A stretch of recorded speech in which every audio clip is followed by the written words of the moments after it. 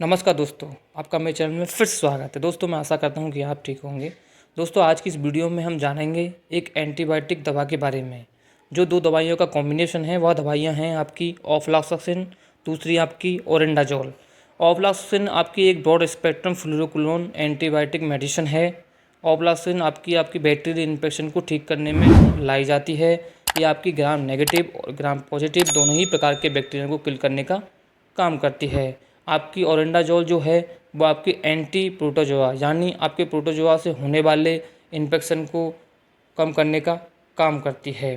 दोस्तों अगर बात करें दोनों टैबलेटों की स्ट्रेंथ की, तो ये आपकी ऑफ्लॉक्सासिन जो होती है, ऑफ्लॉक्सासिन आपकी 250 mg और ओरेंडाजोल होती है वो आपकी 500 mg होती है।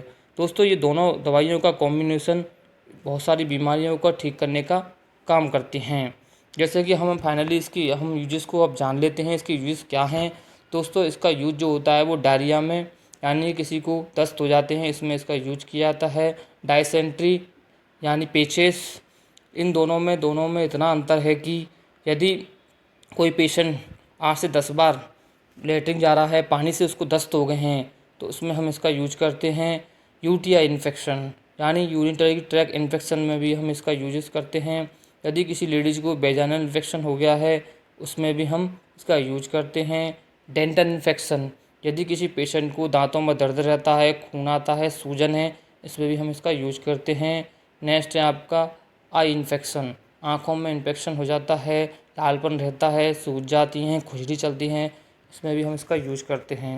ईयर इन्फेक्शन, कान में होने वाले इन्फेक्शन, कान में दर्द होना, पसेब होना, सूजन आना, इसमें भी हम इसका यूज करते हैं। नेक्स्ट आपका पाइल्स में भी इसका यूज किया जाता है। टाइफाइड यानी फीवर जो हो जाता है, इसमें भी हम इसका यूज कर लेते हैं।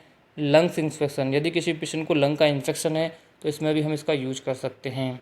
नेक्स्ट जो है आपका वो है आपका एसटीडी यानी सेक्सुअल ट्रांसमिशन डिसीज़, इसमें भी हम इसका यूज़ करते हैं। दोस्तों हम बात कर लेते हैं ये किस पेशेंट को नहीं लेनी चाहिए, यानी वार्निंग।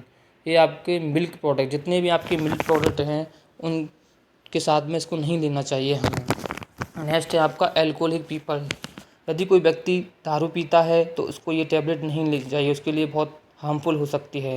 यदि कोई प्रेग्नेंट वुमेन है उसको भी ये टैबलेट नहीं लेनी है। यदि किसी पेशेंट को लीवर की डिसीज़ है तो उसको भी ये नहीं लेनी है। लीवर की डिसीज़ में बहुत प्रॉब्लम क्रिएट कर सकती है। नेक्स्ट जो है वो आपका एपिलेप्सी, यदि किसी पेशेंट को दौरे आते हैं तो उसको ये नहीं लेनी चाहिए। चलिए दोस्तों अब हम बात कर लेते हैं इसके कुछ कॉमनली साइड इफ़ेक्ट्स हैं, उनके बारे में जान लेते हैं।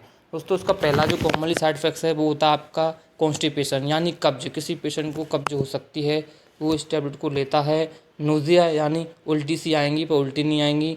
वोमिटिंग यानी उल्टी हो सकती है। स्किन रेडनेस, स्किन लाल हो सकती है, धब्बे पड़ सकते हैं। फेस ऑन सॉइलिंग, नेक्स्ट जो है वो आपका फेस पे, चेहरे पे सूजन आ सकती है।